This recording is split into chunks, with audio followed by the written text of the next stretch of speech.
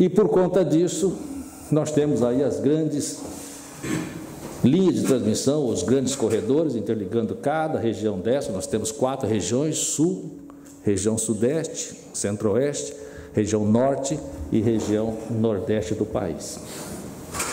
129 mil quilômetros de linha de transmissão, igual ou superior a 230 kV, e 320 mil MVA de capacidade de transformação. É evidente, quando se interliga um país como esse, do ponto de vista de operação, aqui também já foi colocado, os problemas se avolumam, sem dúvida nenhuma. O Dr. Hermes foi diretor-geral do Operador Nacional, o quanto é difícil fazer uma coordenação de um sistema interligado desse porte. E aí, problemas de toda a ordem, envolvendo não só um sistema que é sazonal do ponto de vista de hidrologia. Esse grande sistema, na verdade, funciona como usinas virtuais, né, que se desloca a energia de uma região para outra, por isso que eles são complementares, e dentro dessa complementaridade, muito já se passou em termos do país não passar por um racionamento. Passamos por uma situação extremamente crítica, 2014, 2015, aqui também já foi colocado, eu também vou mostrar um pouco, e o papel da transmissão foi fundamental para que a gente pudesse passar, com todos os problemas que tivemos, e não foram poucos, essa situação hidrológica bastante desfavorável. Aqui, um pouco, vamos dizer, integra todo o sistema, explora as vantagens competitivas, opera de forma otimizada, reduzindo custos e elevando a confiabilidade, permite uma operação coesa e concatenada e o deslocamento de blocos de energia, como eu já coloquei. Isto é parte fundamental de um sistema interligado. E aí, importante também colocar, né, que até em função desse sistema, onde a grande parte ou a carga está concentrada aqui na região centro-sul do país, nós temos aqui as principais fontes nesta região, olhando a região centro-sul, um pouco da região centro-oeste, e as grandes fontes hoje, em termos de fonte hídrica, na região norte, e eólica aqui na região nordeste. Só para se ter uma ideia, nós estamos falando aqui de empreendimentos como Madeira, 7.000 megawatts, estamos falando aqui de um Telespires, estamos falando aqui de um Belo Monte, que também já foi colocado aqui, em termos de plantas a fio d'água, onde essa sazonalidade você gera muito no período chuvoso e gera muito pouco no período seco. Grandes troncos de transmissão, colocamos recentemente, a empresa colocou recentemente em operação um polo, ou seja, aqui são 2 bipolos em corrente contínua, 2.400 km de linha em corrente contínua, 600 kV, trazer essa energia aqui de Porto Velho, aqui praticamente no extremo norte do país, à região central do estado de São Paulo, que é Araraquara, ou seja, um link em corrente contínua, 2.400 km. Daí já se tem ideia das dificuldades, eu vou mencionar um pouquinho do que diz respeito à parte ambiental e à parte patrimonial. Passando por estados, aqui está a região amazônica, onde nós temos problemas seríssimos do ponto de vista ambiental e problemas fundiários aqui na região mais central do estado de São Paulo, onde entra dentro de uma área urbana bastante crítica. Então, o custo envolvendo o licenciamento ambiental associado à questão fundiária representa hoje, num projeto desse porte, um custo extremamente elevado. Problemas, né, como já colocamos, e não são poucos, né? Também já foi colocado aqui praticamente toda a oferta, principalmente a oferta hídrica, né, e a oferta eólica está na região norte e na região nordeste, a oferta eólica, e a carga, em termos de expansão, continua na região centro-sul. Então, isso que temos, isso vai perdurar, como o doutor Amilcar também já colocou aqui, ainda por um bom tempo. Quer dizer, esse deslocamento da carga, ela vai continuar sendo na região centro-sul do país. Cada vez mais vamos buscar energia na parte norte do país, se for hídrica, com empreendimentos sem reservatório, ou seja, fio d'água. Cada vez mais vamos buscar eólica na região do nordeste, onde tem as condições apropriadas para esses sítios eólicos e trazer grande parte dessa energia aqui para a região centro-sul do país. Um pouco de desafio. Evidentemente, os desafios, até por conta disso que eu já falei, são muitos.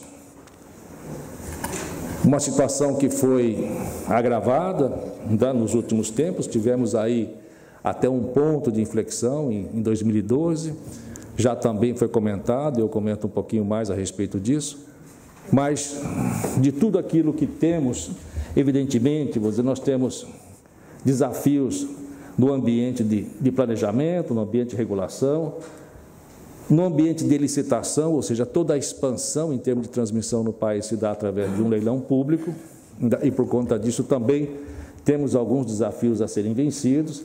Investimento, já falamos aqui também, que grande parte do investimento é aportado através de um banco chamado BNDES, ou seja, o banco que financia grande parte da infraestrutura do país, em especial a infraestrutura de energia elétrica.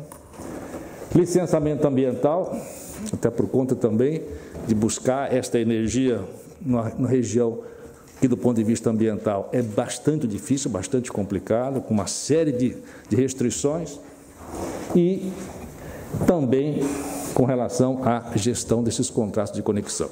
Então, eu procurei fazer um painel onde eu pudesse colocar os principais desafios envolvendo esses aspectos aqui. Começando aqui com uma curva a nossa tarifa teve um comportamento ao longo do tempo mais ou menos dessa ordem aqui. Ou seja, é uma tarifa média em termos de reais por megawatt-hora que, para os padrões da sociedade brasileira, é alto. E isto, na verdade, tem reflexo. Tem um componente bastante grande que é a energia comprada. Aqui nós temos o custo da transmissão, aqui o serviço de distribuição e aqui uma parte importante que são impostos e encargos. O doutor Amico também colocou, nós temos aqui um peso bastante grande com relação aos encargos. Parte desses encargos, de alguma forma, ele vem para subsidiar baixa renda, luz para todos, enfim, programas sociais do próprio governo que, de alguma forma, está sendo pago por todos os consumidores. Além dos impostos, ou um grupo de impostos normais que estão embutidos dentro dessa tarifa. Aqui já dá para perceber que nós tivemos um ponto de inflexão em 2012 para 2013. Alguns de vocês já devem ter ouvido falar que em 2012, ou seja, dezembro de 2012, por conta de uma decisão a nível de governo, nós tivemos uma redução média na tarifa em torno de 20%.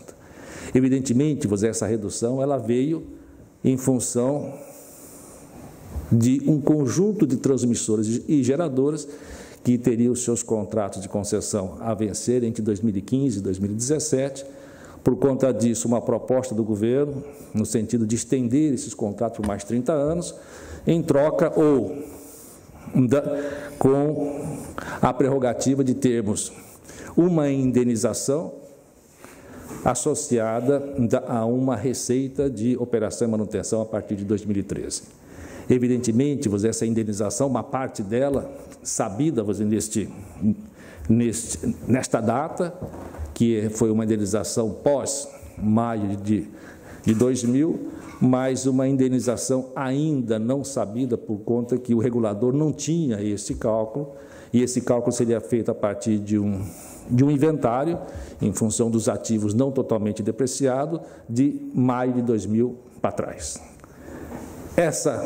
Esse conjunto de indenização, uma parte saiu, a parte menor, mas essa parte maior, que é a indenização dos ativos anterior a maio de 2000, era para sair a partir de 2013 e nós estamos aguardando a partir de julho de 2017. Daí já está para ver o grande descompasso que foi uma decisão que foram tomadas por todas as transmissoras no país, e essa decisão, ou essa forma de você indenizar os transmissores por conta deste inventário que seria feito, e foi feito, mas com esse delay, descapitalizaram totalmente as empresas.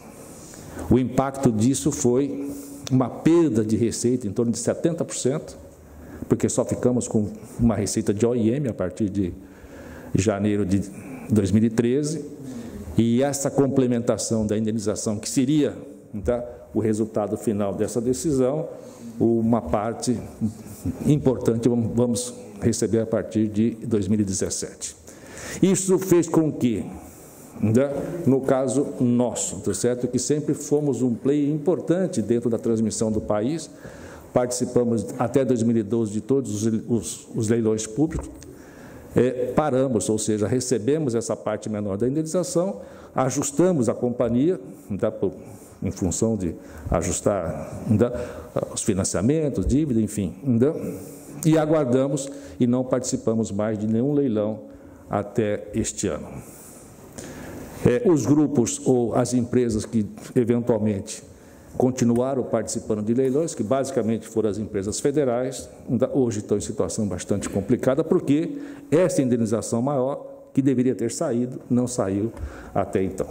Bom, isto é para dar um exemplo de como as coisas não são fáceis do ponto de vista regulatório. São extremamente difíceis e, a partir daí, é difícil também atender, vou dizer, uma demanda que cresce. Aqui eu estou falando somente de expansão em termos de linha de transmissão. Olhando de 2006 a 2015, o que temos, ou o que foi incluído no sistema, e o que temos pela frente. Nesse horizonte 2016-2021, ainda temos que licitar ao entorno de 27 mil quilômetros de linha, 62 subestações, ou seja, investimento da ordem de 45 bilhões de reais. Cifras muito grandes para qualquer sistema em qualquer país. Então, isto que nós necessitamos, do ponto de vista de capitalização das companhias, é fundamental para continuar investindo em transmissão, dada a situação que necessitamos. Investimentos que tiveram, ao longo dos anos, esse comportamento aqui. Obras que foram concedidas através de leilão público. Até 2012, praticamente, todos os players em termos de transmissão participando, não só empresas do grupo, vamos dizer, federal, mas também, vamos dizer, grupos privados, como nós, os espanhóis, enfim. É todo um conjunto de empresas participando desses certames aqui, que foram extremamente importantes para o país. E, a partir de 2016, nós temos ainda um montante bastante grande a ser licitado e a ser concedido em termos de concessão. Evidentemente, isso aqui implica em situações como essa aqui. Hoje, em construção, praticamente 34 bilhões de reais em transmissão na mão ou de posse de 10 empresas transmissoras. Hoje nós temos em torno de 63 empresas transmissoras no país, evidentemente as grandes empresas em torno de 10, 12, mas este é a realidade nossa. Algumas empresas não estão bem, e aí ainda também vocês têm conhecimento, vamos dizer, de algo que se passa em termos de empresas que participam ou que estão dentro do setor elétrico brasileiro, na área de transmissão. Isso seguramente cria um descompasso. Esse descompasso ele é bastante sentido entre geração e transmissão. Cada vez mais nós falamos que esse descompasso se acentua, até porque o processo de licitação da geração ele não ocorre simultaneamente à transmissão, nós temos descompasso em função disso. A transmissão ela é licitada sem a licença prévia. Hoje, um processo de licenciamento de um empreendimento de porte, para conseguirmos a licença de instalação, que é o início de um processo de instalação, em torno de 16, 18, alguns empreendimentos nossos em torno de 20 meses, a partir daí, vamos dizer, a construção. Então, hoje é muito comum falar, tem a geração, como já foi colocado aqui, eu tenho um parque eólico, mas não tenho a transmissão, ou em algumas situações eu tenho a transmissão, mas não tenho a geração. Tudo isso causado em função desse descompasso. E no Brasil não é fácil licenciar uma linha de transmissão, principalmente uma linha de transmissão que percorre alguns estados. O licenciamento ambiental nem sempre é conduzido pelo órgão federal, que no caso do Brasil é chamado de IBAMA. Em algumas situações nós temos esfera federal, esfera estadual e esfera até municipal. Na cidade de São Paulo, por exemplo, nós temos uma esfera estadual de licenciamento. E qualquer empreendimento dentro da cidade de São Paulo ou em torno de São Paulo, nós precisamos também ter a concordância do órgão licenciador municipal. E isso realmente causa um descompasso nessa execução desse conjunto de obras. Então, isso aqui é um fato concreto, né? E isto, de alguma forma, também está aqui, vamos dizer, refletido. Refletido não só por conta da atratividade, refletido por conta da descapitalização das companhias, em função daquilo que eu já disse, e também refletido em função da baixa atratividade em termos de remuneração desse capital investido. Nós temos aqui situações onde, a partir de 2012, um conjunto importante, vamos dizer, de obras que nós chamamos de lotes, foram colocados em processo público e não tivemos oferta, ou seja, não teve ganhador. A consequência disso é um descompasso entre a necessidade, vamos dizer, e a obra. O operador nem sempre tem a melhor condição, porque a operação no curto prazo não dá solução para todas as questões. A consequência disso é introduzir no sistema esquemas especiais de proteção, esquemas de controle, enfim, tentar, de alguma forma, contemplar essas restrições, por conta que não tem a transmissão, com esquemas especiais de controle. Isso é muito ruim e, de alguma forma, coloca em vulnerabilidade ou a perda de confiabilidade envolvendo essas grandes interligações pelo país afora.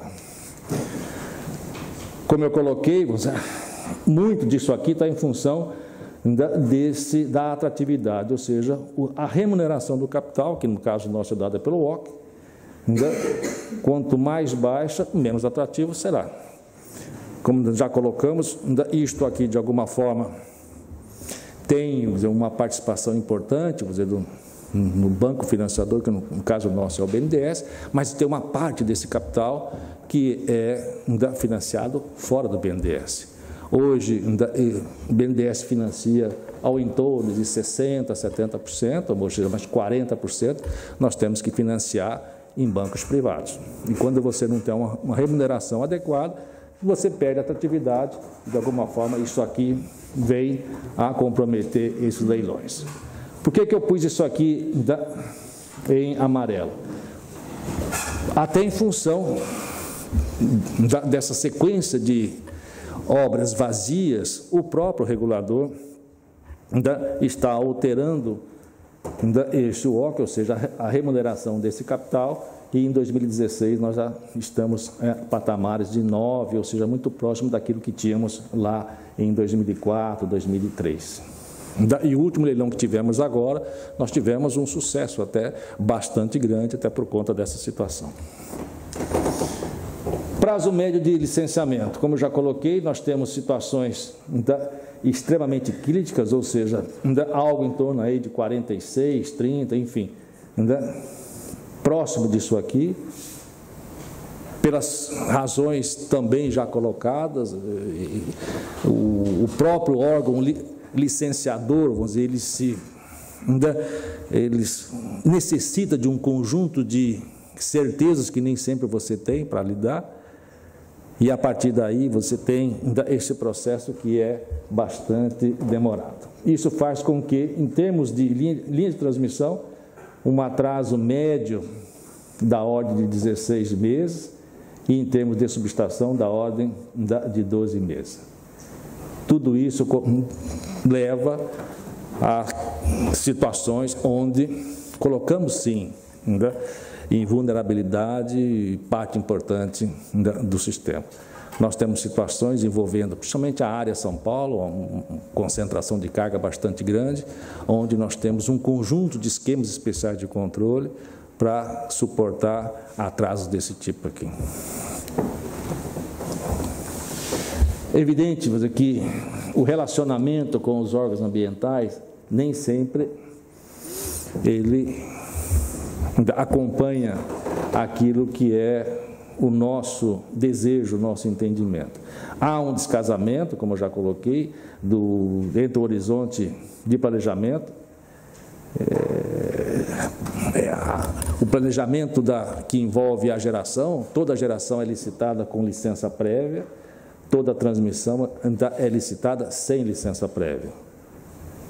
E isso realmente cria um descompasso, até porque essa mesma licitação ocorre em momentos distintos, e isso realmente leva a situações desse tipo. Descumprimento de prazo estabelecido pelo órgão licenciador, morosidade, transferência de responsabilidade entre um órgão e outro. O processo de licenciamento é complexo, e muitas vezes a interferência externa, ou seja, o empreendimento praticamente na fase final da obtenção da licença de operação, se exige ainda condicionantes que nem foram previstas lá no termo de referência. Isto vem, de alguma forma, também acarretar esses atrasos. Alto grau de judicialização, ou seja, dos processos de licenciamento, surgimento de demandas após o leilão, enfim, é um conjunto de situações, um conjunto de necessidades não previstas ou que vem a dificultar em muito este processo. Um outro ponto importante em termos de desafios, nós estamos falando aqui de disponibilidade versus penalidades em função da indisponibilidade. Nós temos dentro da regulação brasileira o pagamento de uma penalidade pela indisponibilidade de uma função transmissão.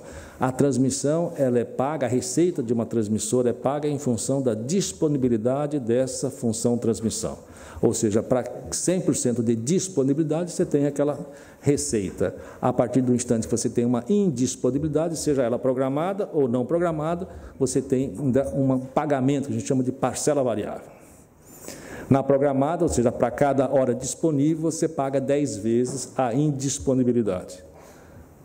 Para uma indisponibilidade não programada, você paga 150 vezes. Então, é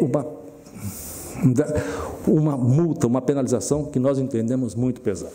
Estamos trabalhando fortemente junto com o regulador, no sentido de nos conceder, e será concedido, porque já está dentro da regulação, as manutenções preventivas serem isentas de penalização. Isso já está saindo, tem uma resolução nova que disciplina isso, de forma que, em termos de plano mínimo de manutenção, teríamos uma isenção desta penalidade. Ainda do ponto de vista regulatório, como eu já coloquei, uma transmissora hoje é muito parecida do ponto de vista de regulação com uma distribuidora. Nós temos revisões periódicas, a primeira agora vai ser em 2018. Essa revisão, de alguma forma, ela captura, vamos dizer, uma parte dessas eficiências que temos. Trabalhamos muito para que a empresa e o conjunto seja eficiente, e uma parte disso é capturado nessas revisões, que isto também é feito para uma distribuidora. Essa mesma metodologia, como eu já coloquei, é utilizada para uma distribuidora. E uma outra coisa importante também envolvendo a regulação é que todo investimento fora dos leilões públicos, que é a expansão, ou seja, aquele investimento autorizado para algum reforço de uma instalação existente, ele é calculado em termos de receita por um banco de preço. E esse banco de preço do regulador nem sempre está atualizado. Normalmente, ele é atualizado dentro das suas revisões. Então, passamos 4, 5 anos utilizando um banco de preço que vai disciplinar esta receita desatualizada. Isso cria ou causa uma distorção bastante grande na companhia. Equalização, como já coloquei, vou dizer, da WOC regulatória com a WOC de mercado.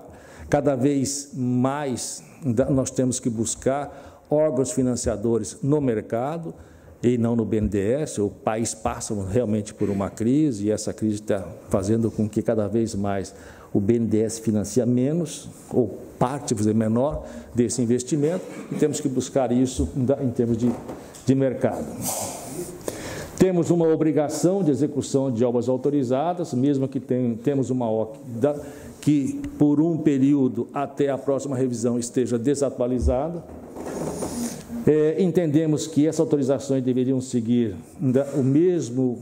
a mesma regulação, vamos dizer, da expansão, e as autorizações de obras não energizadas até a próxima RTP, que essa revisão deve fazer parte da revisão em 2018. Aprimoramentos. Maiores exigências socioambientais, cada vez mais a questão socioambiental pesa de uma forma bastante significativa no empreendimento de transmissão, e isto realmente tem um peso bastante grande em cada projeto nosso. Maiores exigências com relação à confiabilidade, cada vez mais a sociedade ela é crítica com relação à indisponibilidade, e quanto mais desenvolvido o Estado e a região Centro-Sul, isto é muito sentido. Nós temos uma pressão muito forte, não só do próprio consumidor, mas da mídia como um todo, com relação à indisponibilidade. Reposição de reforços e melhorias. O sistema existente hoje brasileiro, em grande parte, ele necessita de investimentos bastante grandes com relação à sua modernização.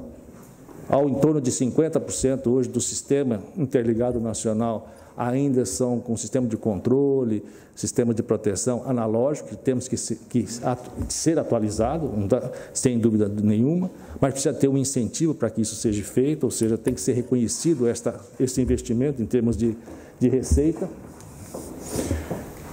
Falta de interesse nos leilões de transmissão, eu já coloquei, e isto, o próprio regulador já foi sensível nesse último leilão, alterando substancialmente o valor da WOC.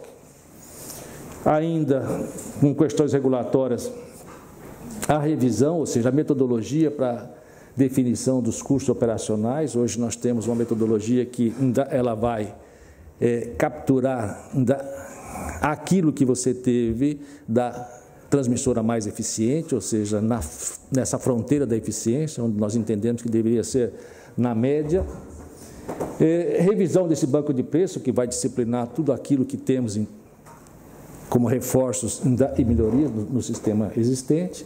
E uma coisa importante que é da questão fundiária, ou seja, dificuldade de negociar direitos de passagem em áreas ao longo das quais as linhas estão sendo implantadas, principalmente em áreas mais urbanas, onde a valorização desta área em si tem um preço significativo dentro de um projeto. E toda vez que você traz, e temos que trazer, porque continua sendo a região Centro-Sul a região do grande centro de carga, ou seja, você passa por áreas urbanas, faixas enormes de 60, 70, 80, 100 metros de faixa numa área urbana, você tem que pagar valores substanciais por conta do direito de passagem. Então, em síntese, é isso que eu trouxe aqui em função da grande transmissão envolvendo o país, e o Dr. Hermes vai complementar agora com a parte contratos e as grandes...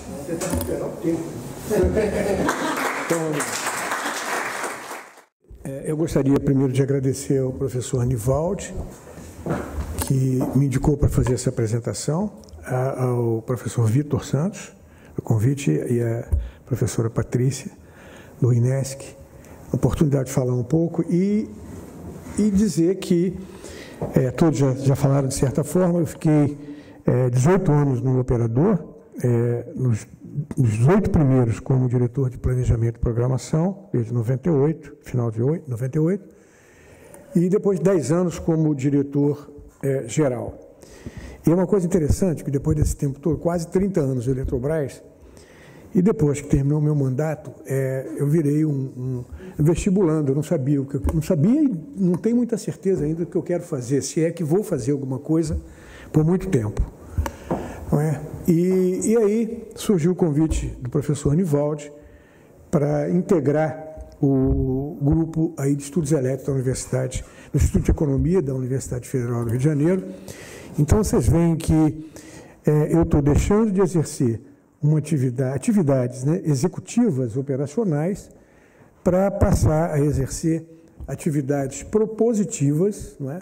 Mas acredito que, pelo menos até agora estou acreditando, que muito mais desafiadoras, em função do que a gente viu aqui hoje. E o espaço é muito maior, regulação, comercialização, distribuição, transmissão, geração, e eu só trabalhava na operação. Então, estou muito animado, estou assumindo também alguns conselhos de administração, estou me preparando, fazendo um curso. Então é isso. E vou falar sobre intercâmbio só internacional, para não ser repetitivo com relação a alguns aspectos que você já colocou, e talvez mais relacionado com a excelente palestra da doutora Maria Clara, que eu gostei muito da evolução, porque eu presidi um grupo de operadores, de presidentes aqui do grupo de 15, são 15 operadores, agora são 18, mas o nome do grupo é GO15. E eu via a Europa perdendo essa oportunidade de integrar e de chegar a um preço único. Estou vendo que está evoluindo. Com muita satisfação ouvir sua apresentação. Bom, eu digo ali que o Brasil deve ser o protagonista na efetivação de intercâmbios interregionais na América do Sul. E quais são as principais razões? Ele tem excedentes temporários de energia hidrelétrica, quando você tem uma hidrologia favorável, no curto prazo, e atualmente tem sobra de energia estruturante no médio prazo, porque a carga decresceu e essa energia contratada, se imaginando uma carga mais elevada, é uma sobra que existe e acredito que temporariamente, porque essa recuperação vai haver. Parque térmico relevante, despachado apenas em hidrologias desfavoráveis, então sempre tem, na operação de curto prazo, térmica a oferecer para o país vizinho para reduzir o preço do mercado do país vizinho. E os sistemas são mais térmicos. E dispõe de interligações elétricas hoje já existentes, eu vou mostrar, de porte com a Argentina e Uruguai, onde eu vou me concentrar aqui no Mercosul.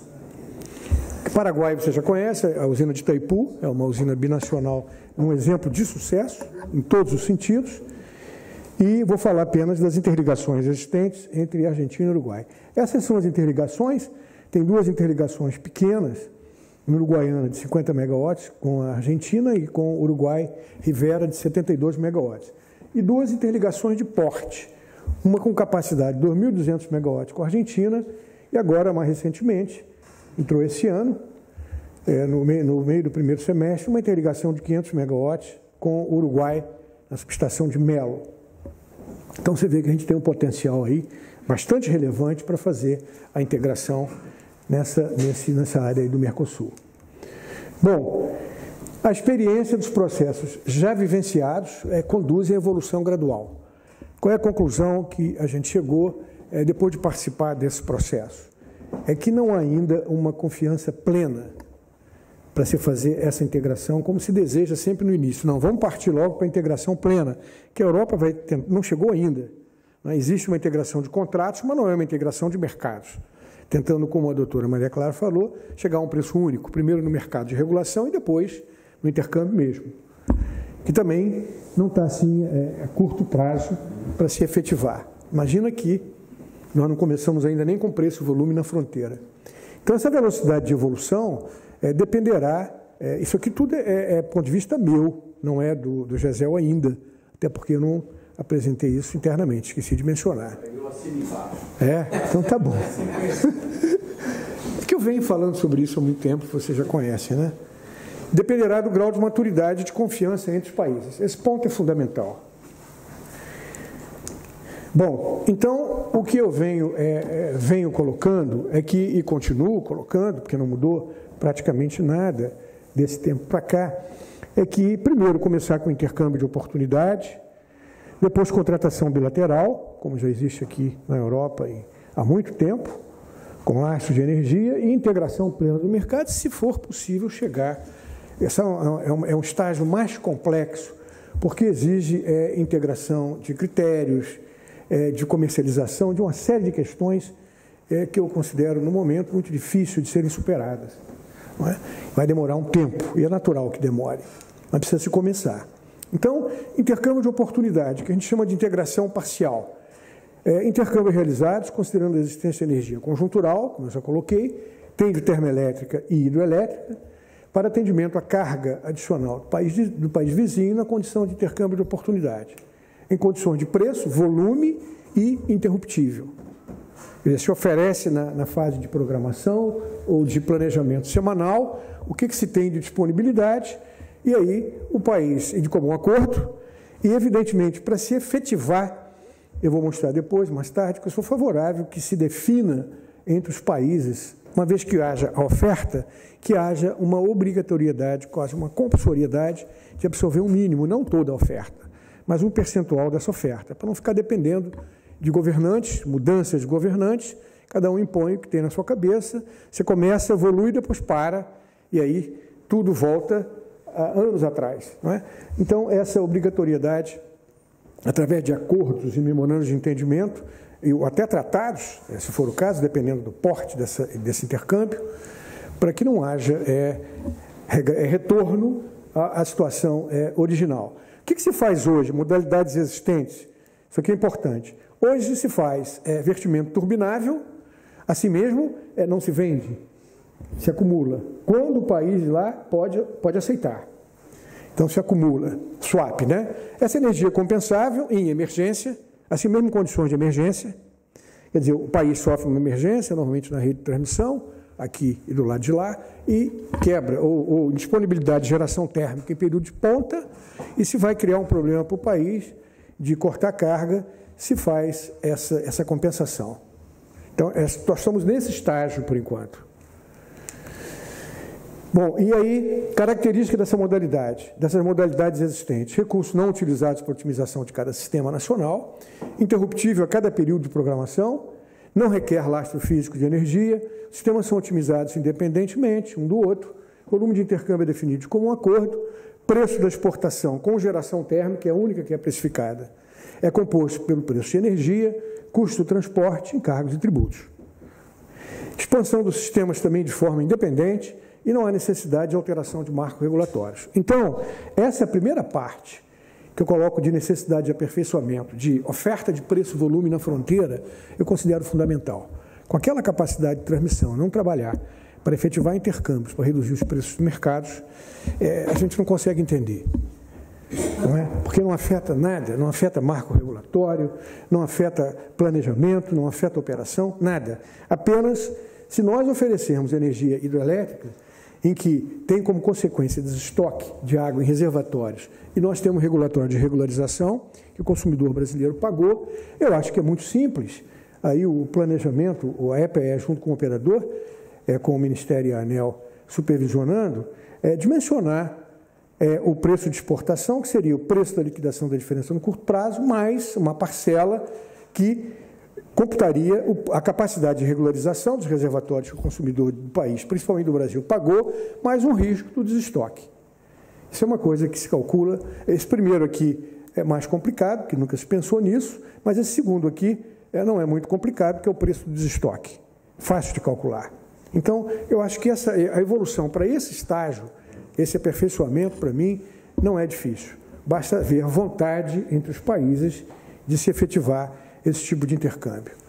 Então, está aqui, possibilita a exportação de energia hidrelétrica, que o pessoal lá do nosso país tem um medo danado, mas estou falando aí máximo de 2.500 megawatts, doutora Milka, vai chegar aí normalmente numa média aí de 1.000 no nosso sistema, o risco hidrológico é segunda ou terceira casa decimal. Não é? Então, não vai afetar tanto o risco hidrológico. Agora, a caracterização da regularização dos reservatórios que nós pagamos, como é que se cobra isso, tem que dar uma pensada. Mas não é bicho de sete cabeças. Bom, o volume do intercâmbio respeitaria critérios de risco de suprimento interno, tanto elétrico como energético, e deveria ser aprovado pelo Comitê de Monitoramento, existe lá no setor, que tem uma reunião a nível mensal, coordenada pelo próprio ministro de Minas e Energia, quer dizer, é um espaço que a gente tem excepcional de fazer as propostas, para que as coisas se efetivem, interruptível a cada período semanal ou até na programação diária, dependendo do memorando de entendimento que deva ser feito entre os países, e eu acho que pode ser semanal e só interromper na programação quando houver um caso excepcional de emergência, para dar mais sustentabilidade ao intercâmbio, e a exportação não requer lastro físico e também são otimizados tanto no planejamento como na operação de forma independente. Característica também, esse preço é igual a esse preço com base em preço da energia, custo do transporte, encargos e tributos, responsabilidade pela ampliação da transmissão, como foi feita agora nessa interligação com o Uruguai, mais recentemente, tem experiência já, não há necessidade de alteração de marcos regulatórios também, necessidade prática de volume de intercâmbio mínimo, como eu coloquei no início, para se dar mais permanência a esses intercâmbios e não ficar sujeito à alteração de governantes, através de tratados, acordos ou memorandos de entendimentos. Memorandos já se faz normalmente. E a necessidade é de memorando de entendimento entre países ou até acordo, ou tratado, ou enfim, o que os governos decidirem. Agora, o que a gente precisa é inverter a forma como a gente faz. Normalmente, a gente faz uma série de estudos e oferece aos governantes, e não é aquilo que eles querem às vezes. Aí o estudo vira relatório de papel. Então, primeiro tem que ter a diretriz. O que os governos querem? Qual é a vontade desses governos? É isso que é? Então vamos até lá, vamos fazer isso. Como é que viabiliza isso? Inverter um pouco. Então, uma série de estudos, com uma série de oportunidades e cálculos, mas que efetivamente, como diz o ministro lá, o Marcelo Viato, ele fala num paper dele, esse livro que vocês estão elaborando, que eu fiz, tive o prazer de ser convidado a fazer o prefácio, nada de concreto aconteceu. 1000 ideias, 1000 estudos, 1000 avaliações, todos os tipos, consultoras da Argentina, do Uruguai, do Paraguai, do Brasil, mas nada de concreto até agora aconteceu. Só swap. Intercâmbio de emergência, quando tem térmica, quando eles precisam, situação crítica, com preço, como eu mostrei, é a única que é comercializada com preço-volume. Bom, nós temos, veja bem, sobra de energia nova e ou energia existente, contrato temporário. Isso aí, doutora Milka, sabe calcular direitinho. Em função da previsão de carga, em quanto tempo essa sobra vai se esgotar? Faz um contrato temporário, pelo menos. Não precisa ser para a vida toda. Bom, o outro é contratação bilateral, que aqui se pratica em larga escala. Suprimento é firme, exportação requer lastro físico, é representada por uma geração térmica na fronteira, com preço e potência firme, limitada à capacidade de conexão. O preço é firmado no contrato de energia, nós já tivemos isso com a Argentina, 2.000 megawatts lá em Garabi, naquela interligação de 2.500, mas depois houve um esgotamento do gás argentino, e aí não pôde mais fazer esse intercâmbio contratual com o Brasil. Não há alteração por falta de um documento que firmasse isso e obrigasse a manter. Não há alteração de marcos regulatórios e necessidade de celebração de contratos entre agentes, exportadores, importadores e acordos entre países.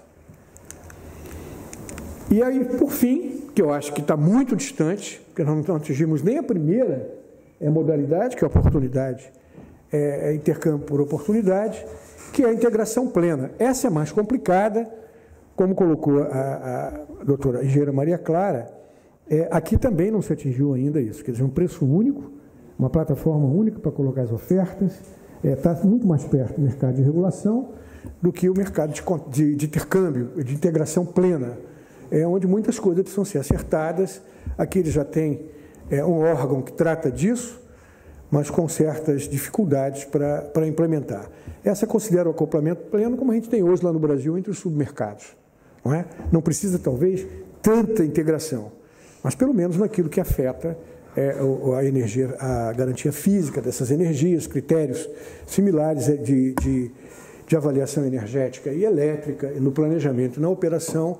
Está aqui, eu estou mostrando aqui, que não está aparecendo mais, está aqui. Cada país é representado como subsistema, como está aqui, de forma análoga, como a gente tem submercados hoje no Brasil, 4 submercados. Condições necessárias. Nós começamos com o Uruguai, com criação de grupos e comissões, isso precisa ser trabalhado em conjunto entre os países para ganhar essa confiança e depois ir avançando em função do grau de maturidade entre os países. O operador do sistema deve estabelecer acordo operativo que suporte as regras e os princípios dessa integração. Lastro de venda, utilizando critérios comuns, aí tem que ser alguma coisa muito próxima de critérios comuns, adequação de marcos regulatórios naquilo que afeta a interligação, mercados com regras técnicas e comerciais. Nós chegamos a discutir critérios únicos de transmissão. Eu fui contrário, naquele grupo lá do Uruguai, porque eu acho que nós dimensionamos o critério de suprimento em Alagoas, não tem nada a ver com a interligação com o Uruguai. Quer dizer, não precisa ter um critério único no país inteiro, só naquela área que a gente vai traçar, naquele cluster ali da interligação. Tributação em moeda e necessidade de estabelecimentos, tratado aí um documento mais sustentável entre os países para não haver retorno à situação original com a mudança das pessoas.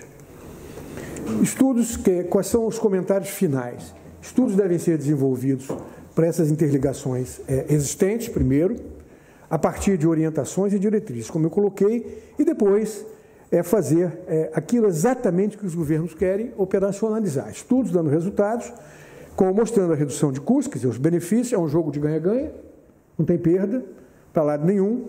Compartilhamento desses benefícios, definir previamente essa discussão, ao mais alto nível que seja possível. Arranjos comerciais que preservem a autonomia e política energética de cada país antes da integração, quer dizer, até a modalidade de contrato bilateral. Né? Depois, para estudos de interligações futuras, definir a modalidade, a forma de remuneração dos investimentos, a indicação da comercialização entre os países, compartilhamento dos benefícios e compatibilização desses critérios para superar, além de ter que superar barreiras regulatórias inerentes ao cluster da interligação fundamentalmente, e ver até onde você deve uniformizar ou critérios similares. Era isso. Muito obrigado. Apesar da tardia hora, a plateia continua firme aqui, querendo participar e interessada nos debates. Acho que chegamos ao final dessa jornada, tendo cumprido assim, plenamente os objetivos. Tivemos desde as palestras matinais até essa última aqui, essas últimas palestras desse painel, um rico panorama dos problemas da regulação nesse momento, quer dizer, em 2016, tanto na Europa quanto na América do Sul, e, em especial, essa mesa, integração de mercados e papel do segmento de transmissão.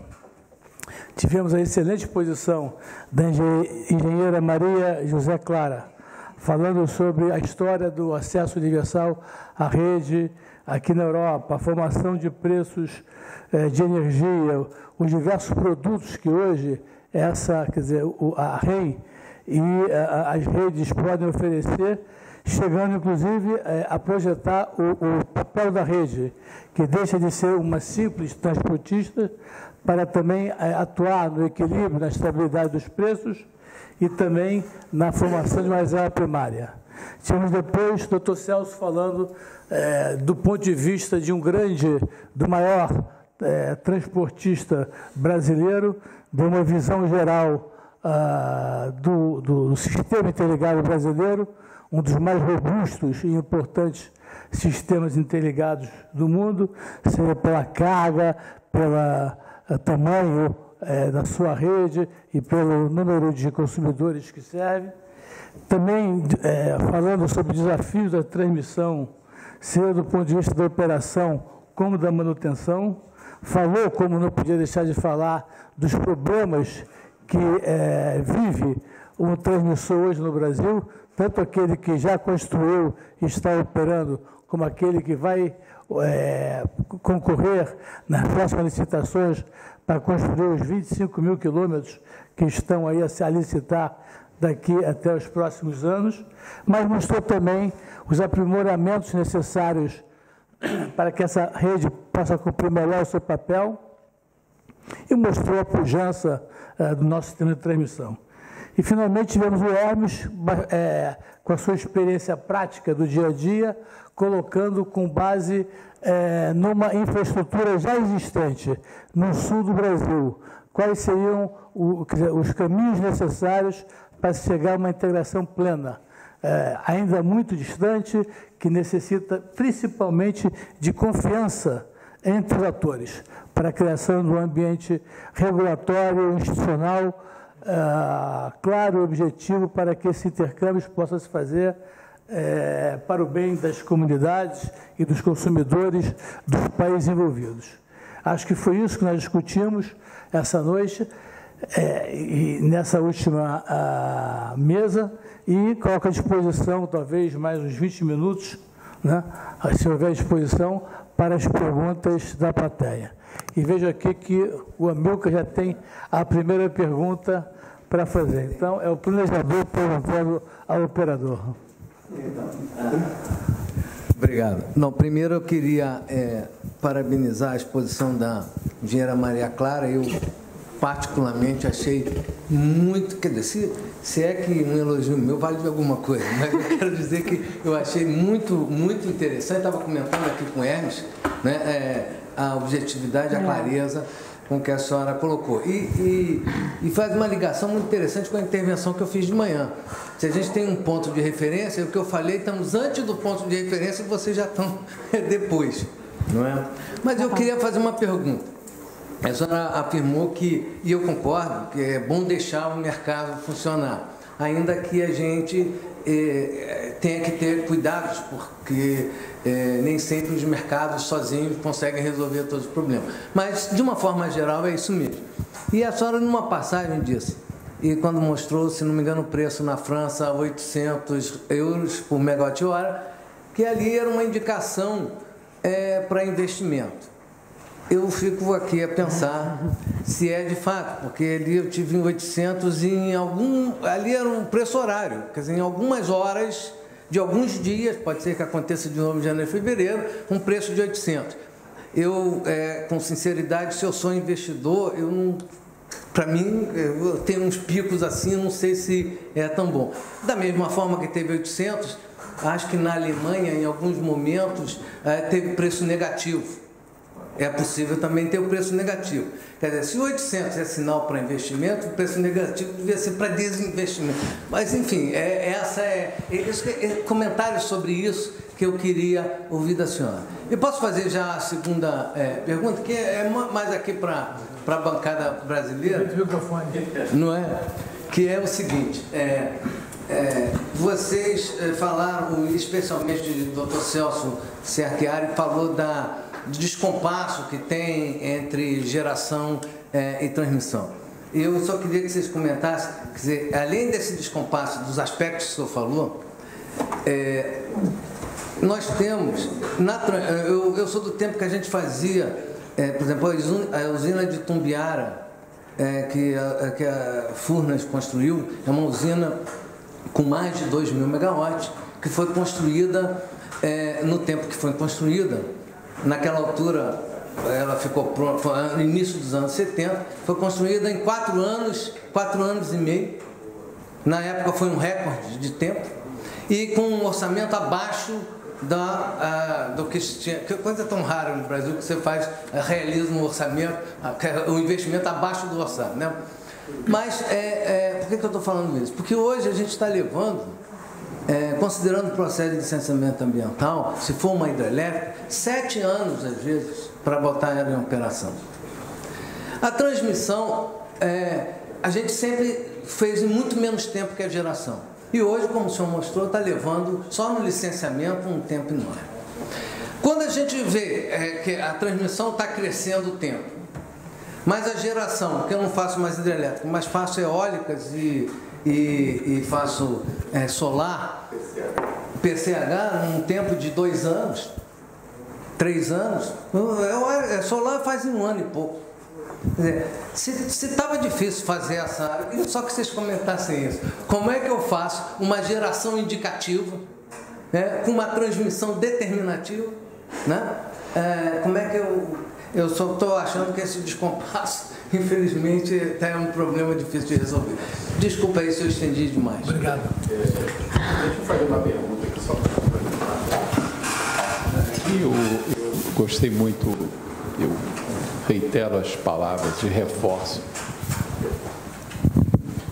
Reitero e reforço as palavras aqui do doutor Amilcar, que realmente essa mesa aqui nos agraciou com uma quantidade de conhecimento, acho em grande parte fruto dos anos de experiência que a senhora e os senhores têm, que é muito gratificante a gente que está ter essa possibilidade. Tá. Mas eu pediria ao doutor Hermes, né, que expôs com toda a sua experiência, né, esse modelo, que para o público falasse como é que é o modelo com relação à Binacional Itaipu, que é o maior modelo de integração elétrica que a gente tem talvez no mundo, como é que é esse mecanismo que é feito, porque difere bastante, mas eu acredito que o público teria interesse de conhecer em linhas gerais como ele é feito. Bom, então, respondendo à sua questão e de forma breve, eu trouxe aquele slide para mostrar que, de facto, os preços podem ser muito altos num país onde eu penso que até há pouco tempo era impensável que acontecesse. A França, todos sabemos que era não o país com os preços mais baixos, que esses são sempre os nórdicos, mas na Europa continental, central, aliás, era até agora claramente o país com os preços mais baixos e não se previa que uma coisa destas pudesse suceder. Eu, de facto, o que eu tenho pena é que nós nunca conseguimos ver os mercados a funcionar para dizer que eles não funcionam. Ainda não conseguimos, porque, por exemplo, para não ir mais longe, em Portugal, toda a produção é subsidiada. E não é só a renovável. A renovável é explicitamente, as outras todas também são. Umas têm contratos de longo prazo, outros, para cancelar os contratos, têm umas compensações chamadas COMEX, outras que são as novas têm garantias de potência. São tudo coisas que as centrais de produção recebem fora do mercado. E, portanto, dizer que o mercado está a funcionar, está, mas tem estes aditivos todos. Em Espanha é parecido e nos outros países é parecido, na Alemanha em todo lado, vamos lá ver, não é Portugal, é onde eu conheço melhor. Portanto, na realidade, nós não vimos o mercado a funcionar. Eu gostava de ver, se não houvesse subsídios a ninguém, se de facto os mercados pudessem refletir os seus verdadeiros custos, quer o diário, quer o intradiário, que é um mercado que eu não falei, que funciona ao longo do dia, quer estes mercados de balanço que eu agora funcionei, quer os próprios mercados financeiros que também funcionam já na Europa e que permitem a arbitragem de preços do ponto de vista financeiro.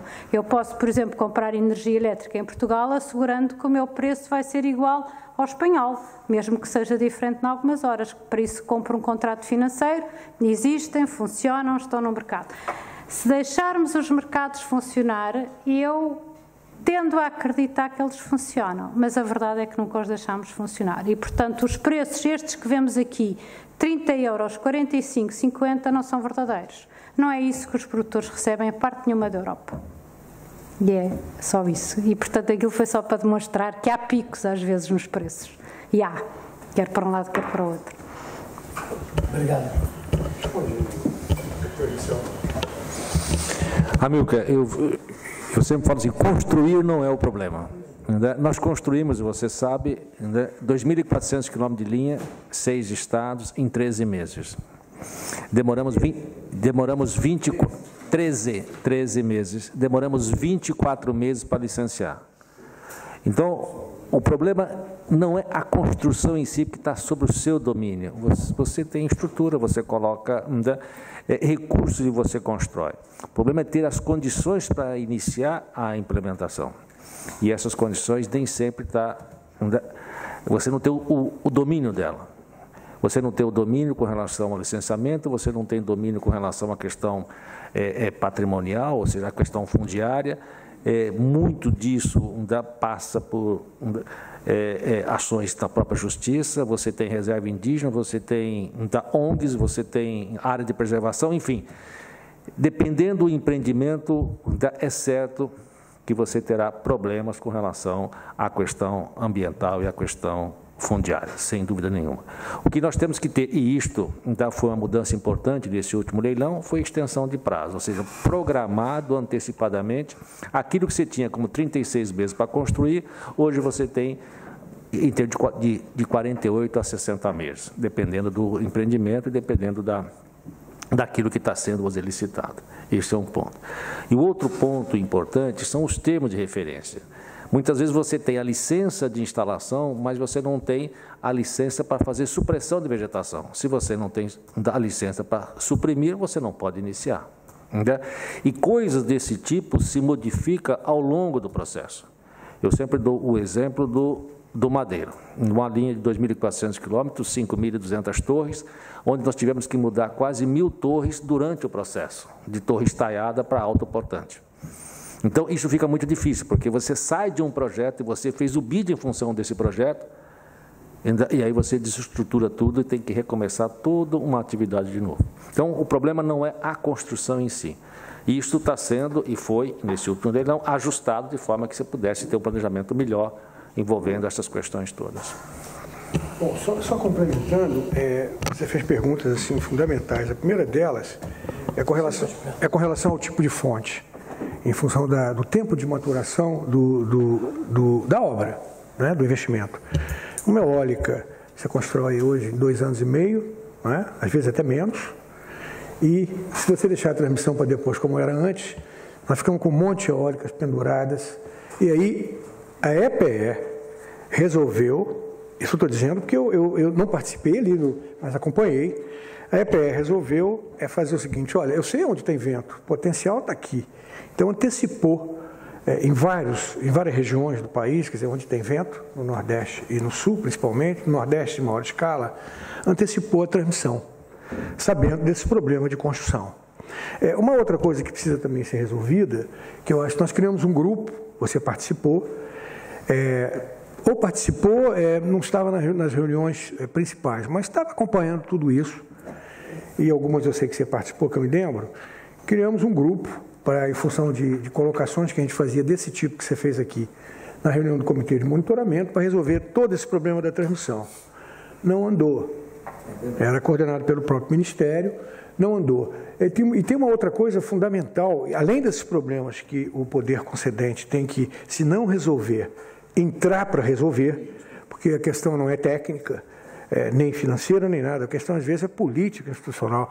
Às vezes uma linha de transmissão do porte das linhas que atravessam São Paulo, de 500 kV e bipolo de corrente contínua, ela para numa estação de um terreno de um prefeito de uma localidade, do município, que não quer deixar passar linha na terra dele. E fica parado 1 ano. Então isso aí, esse é o problema principal fundiário, é o que está mais criando problema. Além de FUNAI, essas coisas todas que eu não vou nem entrar. Mas um problema fundamental, doutor Sérgio, é o planejamento ser feito mais antecipadamente, tendo em vista, isso é óbvio, tendo em vista esse tempo mais longo. Não se faz em 3, 4, agora são 6, 7 para fazer uma transmissão. Então, o planejamento tem que antecipar as suas indicações do planejamento da transmissão, que esse é determinativo. Fazer o leilão antes e agora compatibilizar todos esses prazos. Eu acho que isso aí é fundamental. E um apoio muito maior do governo nas questões que nós não conseguimos resolver no nosso nível. Né? E da ANEEL, governo e ANEEL. Só para completar para os nossos amigos portugueses, que de fato nós antecipamos o planejamento, mas temos que contar com a sorte, porque um dos grandes ganhadores desses leilões antecipados foi a Bengorra. Existiu. É isso que eu falei. Mas aí a questão, aí é o viés regulatório, quer dizer, garantias e tal, que você não pode fazer um investimento desse porte, com essa influência, alguns você até pode, faltou, não vai ter grandes problemas. O investimento de confiabilidade. Agora, o investimento de escoamento vital e regime das usinas da Amazônia é muito, mas... Olha,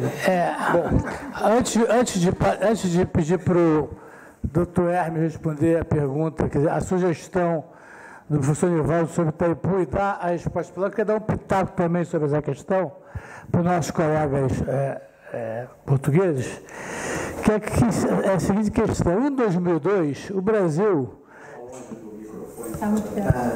Em 2002, o Brasil teve a oportunidade, eu não vou dizer que foi sorte ou azar, de, no governo, ter uma ministra de meio ambiente icônica, sobre quem ninguém poderia se opor.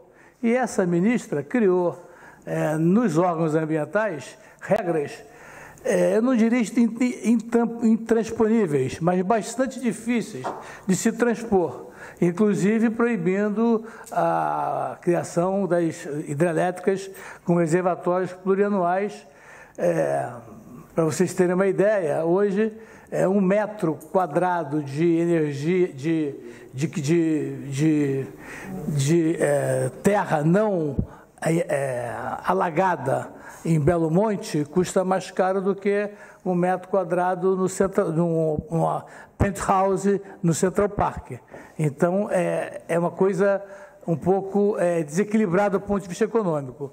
É possível que no futuro próximo o setor elétrico tenha mais força, ousadia e coragem de enfrentar esse problema, de mostrar para a sociedade que essas regras ambientais que o Brasil sofre hoje, que cria também um pouco desse descompasso, devem ser superadas e devem ser, digamos assim, atualizadas. Bem, eu paro por aqui o meu comentário, até porque como coordenador deveria só coordenar, e peço então ao professor Hermes para falar sobre a importância de Itaipu. Não, é professor porque está na universidade. Você é eternamente aluno. Está na universidade. Falar sobre Itaipu, as características. E depois passar depois uma pergunta lá, antes da gente sair para jantar. A lua... grande lua. A grande lua hoje. Não, eu vou responder muito rapidamente, não sei se vou atender. Mais perto. Mas não, mais perto vai dar o eco. Mas eu acho que está ok, né? E Itaipu foi um projeto de sucesso absoluto, porque, primeiro que ele é regido por um tratado entre países, que para as pessoas não têm o direito de ficar modificando toda hora, é um negócio assim que tem sustentabilidade. Está aí. A primeira máquina, se não me engano, eu não lembro mais, mas foi 80 e pouquinho, né? Entre 80 e 85, 84. Exato. Professor da Glória. O tratado vai até 2023. Bom, e aí criou-se comissões no setor, na área energética, e que era o CADOP, Comitê de Administração dos Contratos. Eu participei disso desde o início. Pareço novo, mas não sou tanto, né? Então, e criou-se uma comissão mista de operação, que participavam Itaipu, binacional, os dois, Paraguai e Brasil, a ANDE, que é a empresa do Paraguai, e a Eletrobras, com as duas controladas, Furnas e Eletrosul, que estavam envolvidas ali na transmissão, nessa comissão. Então, tudo muito bem administrado institucionalmente, e o Paraguai, com uma carga muito menor, toda a energia excedente, o Brasil consumiu desde o início, isso foi diminuindo, vem diminuindo, e termina em 2023 essa obrigatoriedade. E aí vamos fazer outra coisa que espero que, pelo que aconteceu, é interesse de todos, que essa coisa continue da maneira como está, ou seja, ou com pequenas modificações. E eu acho que esse exemplo é importante, não me estendendo muito, em Itaipu, você pode complementar, tem um trabalho do Gesel aí, que eu falei que tive o prazer de fazer o prefácio do livro, entrei agora em setembro, no final de setembro, no Gesel, e na universidade, e usinas, que eu não quis falar aqui, porque senão ia me estender muito, projetos com oportunidades assim enormes de serem viabilizados entre Brasil e Bolívia, e Brasil e Peru, também lá na usina na Guiana, mas Brasil e Peru, inclusive, ali a montante de Giral, a possibilidade de fazer uma usina binacional que, inclusive, traz ganhos de energia, de garantia física para as usinas do Madeira, principalmente Giral, uma operação muito mais confortável para o operador, no nível, numa cota constante, podendo atingir 90 metros, enfim, uma série de vantagens. E esse projeto já está sendo trabalhado com o Ministério e tal, e eu acho que está num estágio que eu pelo menos tenho a expectativa de que vai acontecer. Mas é o seguinte, vai acontecer num período muito mais tarde do que poderia ter acontecido. Então, eu acho que nós temos um papel, nós, GESEL, não é? De, sim, nós podemos provocar, não é? Provocar no bom sentido, incentivar, estimular. Vocês, quando falam da ANEEL, não pode falar provocar, porque o juiz, mas nós podemos, na academia, provocar, né? Mais que eles. E aí, provocar o regulador não é uma boa, né? É estimular, mas os governos, o poder concedente, num trabalho proativo e construtivo, e fazendo propostas, que é atribuição, é função propositiva, é muito boa, e esse desafio é enorme de fazer esses trabalhos com isenção total, com o carimbo da academia, para propor ao governo brasileiro e ao regulador, mostrando com trabalhos técnicos os benefícios desses projetos binacionais, usinas binacionais. Eu não sei se atendi, um período de tempo curto, né? Para não me estender muito com detalhes de Itaipu. Parece que a última pergunta lá atrás. Boa tarde a todos. Fabrício Gonçalves, da EDP Distribuição. Eu queria questionar um pouco mais a opinião da engenheira Maria Clara. Nós estivemos a falar de interligação com Espanha, mas da mesma forma que os colegas brasileiros falam com interligações com outros países, queria questionar sobre a sua opinião sobre um assunto que temos ouvido falar de vez em quando, de possíveis interligações com Marrocos. Se isto é um cenário real, e se sim, como acha que isso poderá ser integrado num mercado como o modelo, ou se funcionaria com outro tipo de mecanismos? Muito obrigado. A pergunta era sobre a possibilidade de interligar Portugal a Marrocos. A Espanha já está ligada a Marrocos e ultimamente fala-se em interligar Portugal a Marrocos. A REN fez parte de um grupo, consórcio grande internacional, que teve a estudar todas as interligações entre o sul da Europa e o norte da África.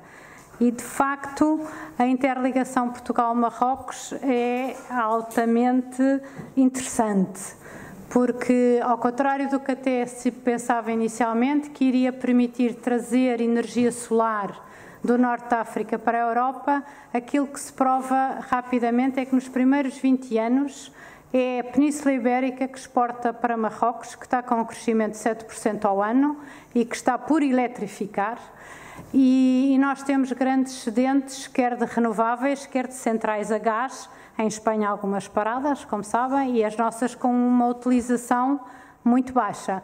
E, portanto, os estudos provaram rapidamente que teremos 20 anos de exportação para Marrocos e que a interligação Portugal-Marrocos paga-se em 5.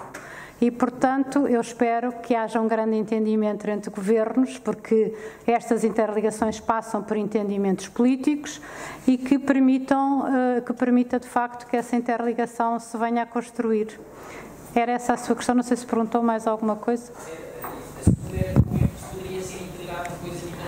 Não, eu penso que não vai ser integrado a nível de mercado. Eu penso que isso vai ser o que nós chamamos na Europa uma merchant line, ou seja, é uma linha não regulada. Vai ser uma linha que vai viver, de facto, da renda de congestionamento. Neste momento há um congestionamento total entre Portugal e Marrocos, não passa nada.